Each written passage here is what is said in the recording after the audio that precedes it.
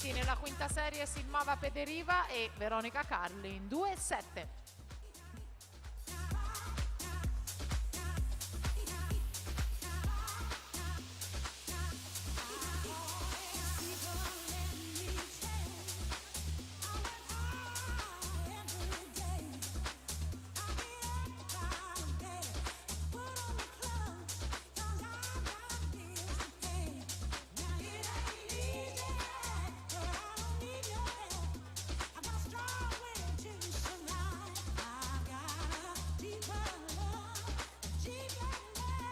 Reffo 1:21:38 conquista la sesta serie femminile. Invitiamo le atlete a spostarsi sulla corsia, a prestare massima attenzione nel dorso, a rispettare la partita.